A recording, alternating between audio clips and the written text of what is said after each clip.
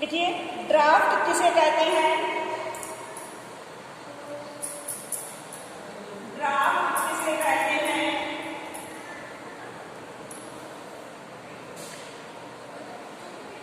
Draft बनाने से क्या लाभ होता है? अथवा कपड़ा काटने से पहले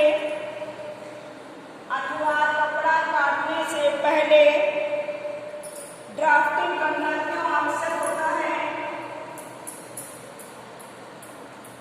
ड्राफ्टिंग करना क्यों आवश्यक होता है? देखिए आंसर, कपड़े को काटने से पहले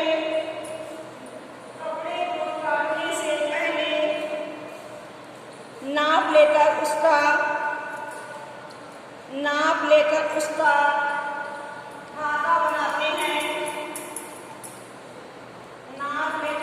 खाता बनाते हैं। इसी को ड्राफ्ट कहते हैं।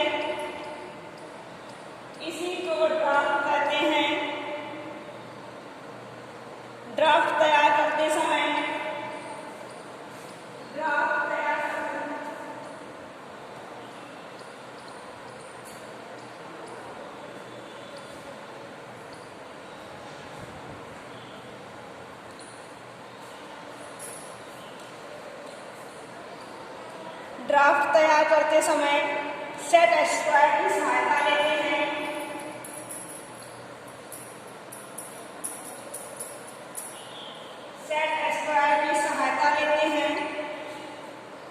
ड्राफ्ट की सहायता से डिजाइन के अनुसार वस्त्र में लगने वाले कपड़े की मात्रा का अनुमान हो जाता है।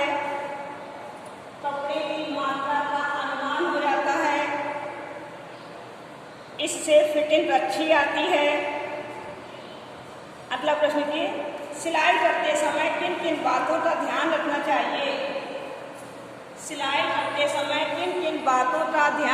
चाहिए? ठीक है आंसर। पहला पॉइंट, मशीन को ठीक प्रकार से देख लेना चाहिए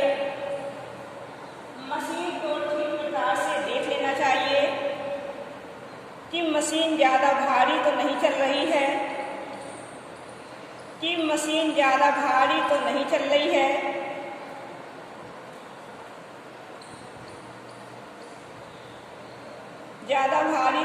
रही है। नंबर 2, जिस रंग का कपड़ा आप सिल रही हैं उसी रंग का धागा प्रयोग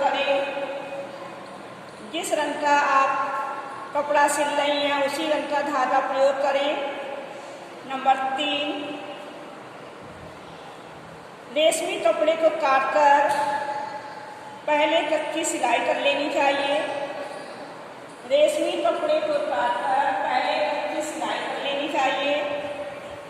बाद में मशीन की सिलाई करनी चाहिए। नंबर 4, आवश्यकता अनुसार सुई का नंबर देखकर ही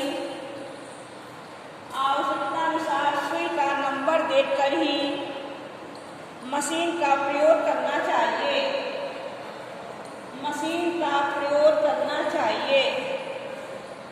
अगला प्रश्न देखिए, बच्चों के कपड़ों में अधिक कपड़ा दबाकर क्यों सिला जाता है?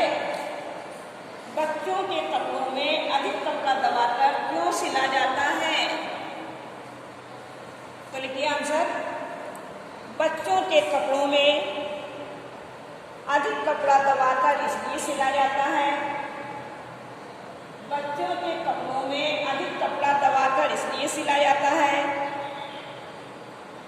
क्योंकि बच्चों का शारीरिक विकास बहुत तेजी से होता है।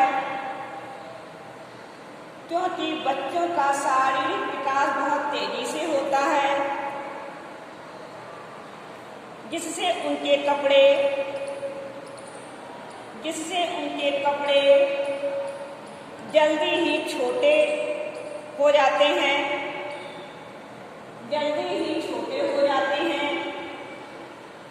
यदि सिलाई में पर्याप्त कपड़ा दबा होता, यदि सिलाई में पर्याप्त कपड़ा दबा होता तो सिलाई खोलकर कपड़े को बड़ा किया जा सकता है, कपड़े को बड़ा किया जा सकता है, जिससे इसे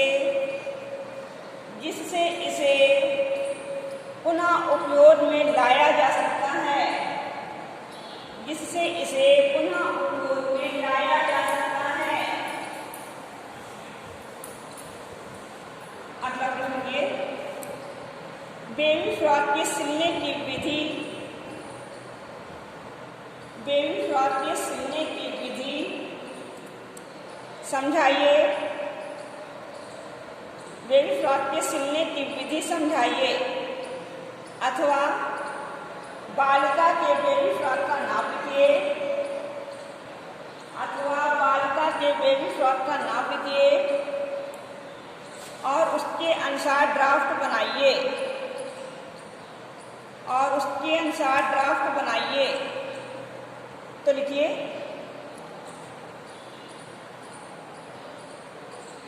किसी भी बालिका की फ्रॉक की लंबाई को देखते हुए, किसी भी बालिका के फ्रॉक की लंबाई को देखते हुए कपड़े की चौड़ाई,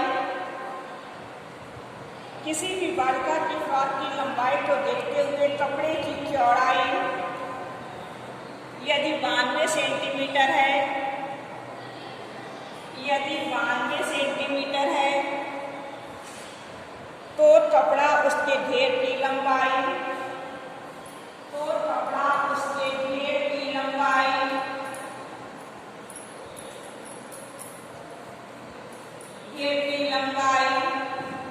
प्लस मोड़ने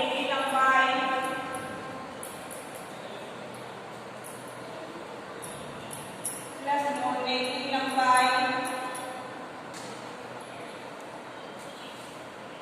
इंटू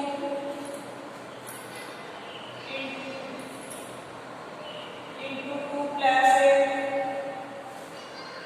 चोली की लंबाई,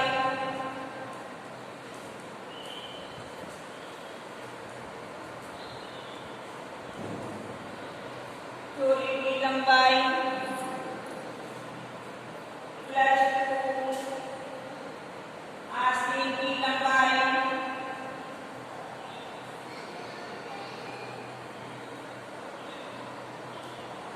आस्तीन की लंबाई के बराबर खरीदना चाहिए, आस्तीन की लंबाई के बराबर खरीदना चाहिए। अब डालिए आप लोग लॉन्ग आंसर।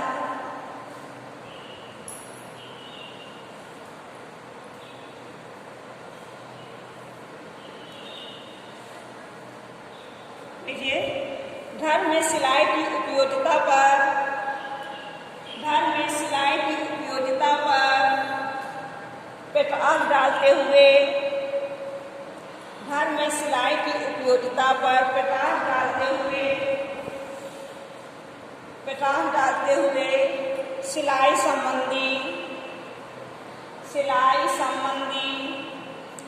आवश्यक उपकरणों की सूची बनाइए, आवश्यक उपकरणों की सूची बनाइए।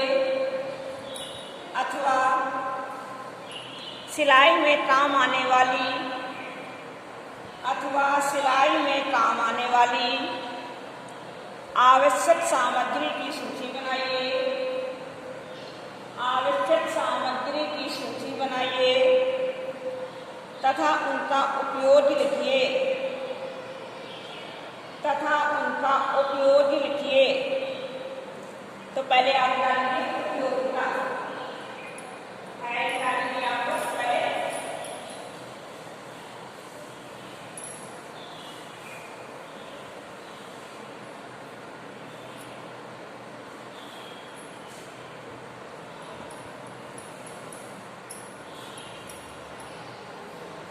इसी में आप पहला पॉइंट दिए, पॉइंट डाल के लिखना पहले। परिवार के सदस्यों के लिए, परिवार के सदस्यों के लिए कितने रुपयों का कपड़ा आता है? परिवार के सदस्यों के लिए जितने रुपयों का कपड़ा आता है उतना ही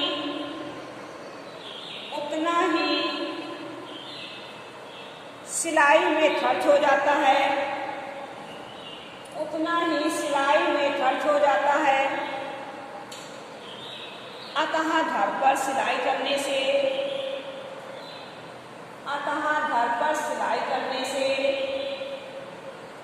अतिरिक्त खर्च की बचत हो जाती है। नंबर 2, घर पर सिलाई करने से आवश्यकतानुसार सही नाप का कपड़ा खरीदा जा सकता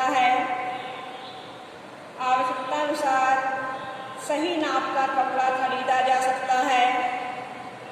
नंबर 3, घर पर थोड़े समय में ही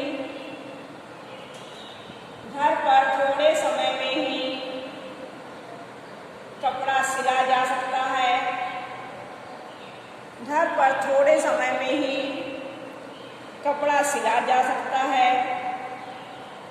दर्जी के चक्कर लगाने से बच जाते हैं।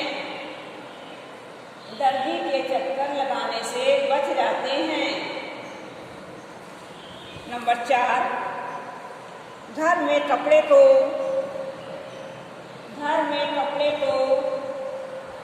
आधुनिक फैशन के अनुसार सिल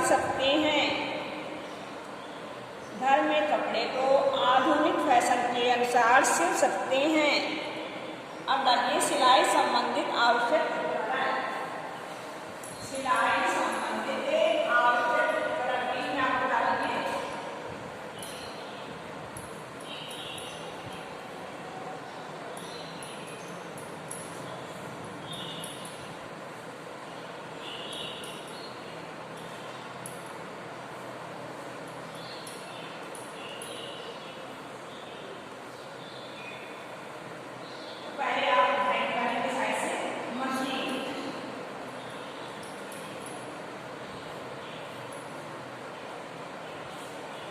तो लिखिए वस्त्र सिलने के लिए हाथ या पैर से चलने वाली मशीन का प्रयोग किया जाता है। इन मशीनों में कपड़े के अनुसार ही सुई लगानी होती है।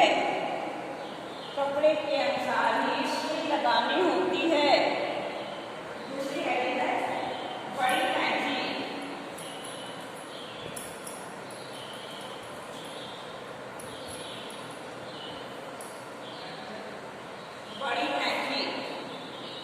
तो लिखिए कैंची कपड़ा काटने के काम आती है।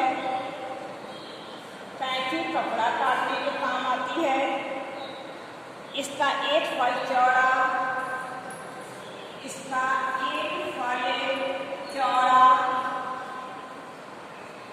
और दूसरा नुकीला होना चाहिए।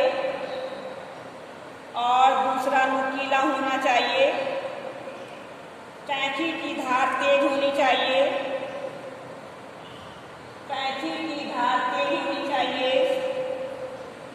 जिससे कि वस्त्र सरलता से कट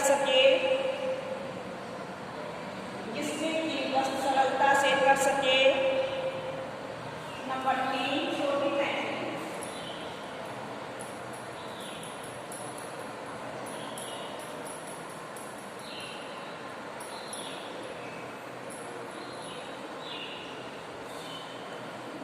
देखिए सिलाई करते समय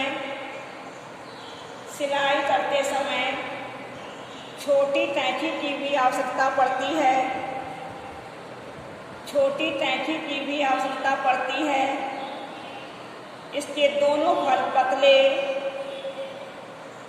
दोनों फल पतले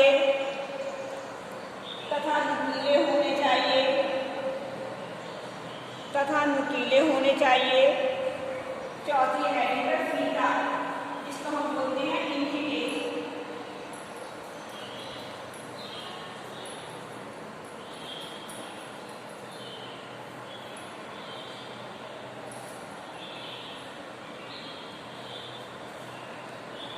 तो लिखिए, फीते पर सेंटीमीटर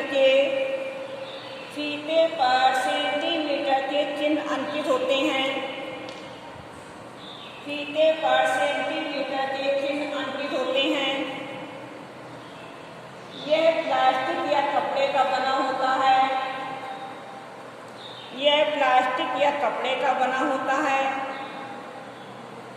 इसका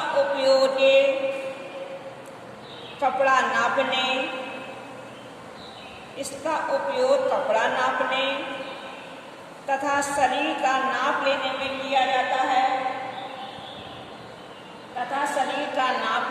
किया जाता है। पांचवी हेडिंग है अनुष्ठाना।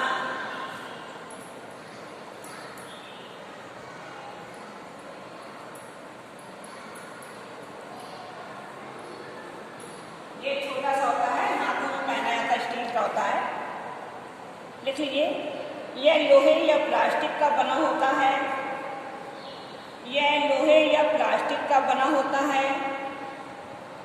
इसके ऊपरी भाग में छोटे छोटे छेद होते हैं। कपड़े को दबाते समय इसका प्रयोग करते हैं। इससे सुई का नुकीला भाग उंगली में नहीं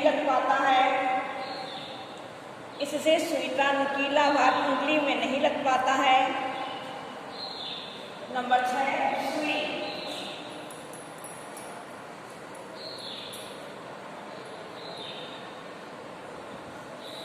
देखिए, सुई सिलाई की मशीन में तथा हाथ की सिलाई में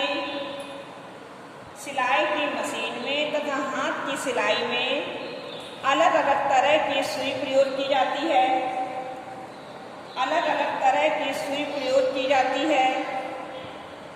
ये विभिन्न प्रकार की और अनेक आकार में आती है।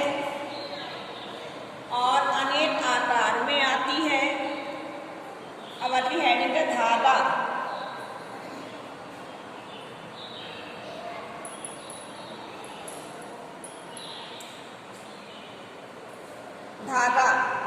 देखिए, धागा कपड़े सिलने के काम में लाया जाता है।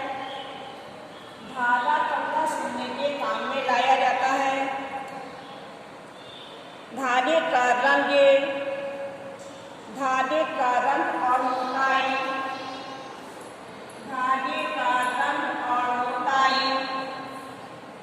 कपड़े के अनुसार निर्धारित किया जाता है। नंबर 8 लकड़ी की मेज।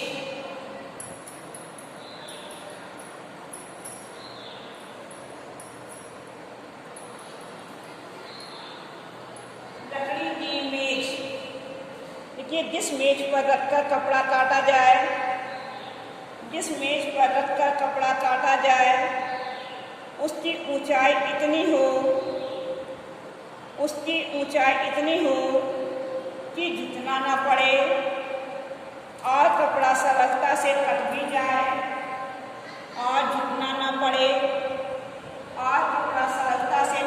जाए अगली हेडिंग है दुनिया।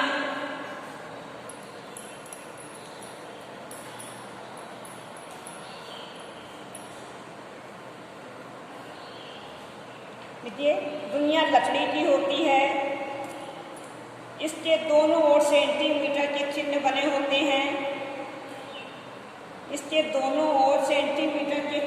होते हैं।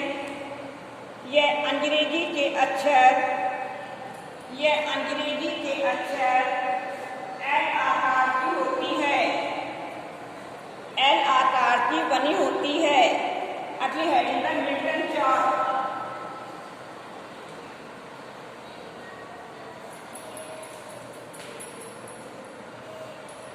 मिल्टन चार्ट ये भिन्न भिन्न रंगों के आयताकार खड़िया मिट्टी के टुकड़े होते हैं। इसका प्रयोग कपड़े पर निशान लगाने के लिए किया जाता है। अगली हेडिंग है रबर पेंसिल।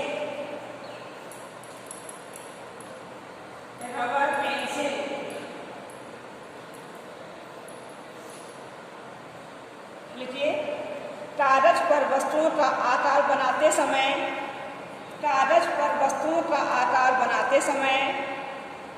हल्की काली पेंसिल का प्रयोग करते हैं।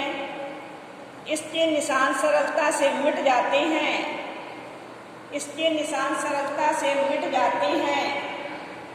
अगली हेडिंग है प्रेस।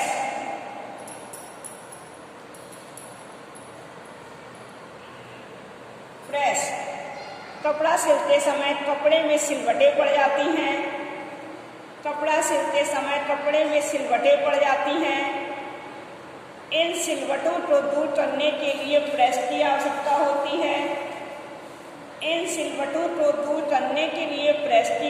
होती है। अतः प्रेस भी होनी चाहिए। ये आंसर कंप्लीट हो जाए आपका। अभी हम दूसरा आंसर दिखाएंगे आपको।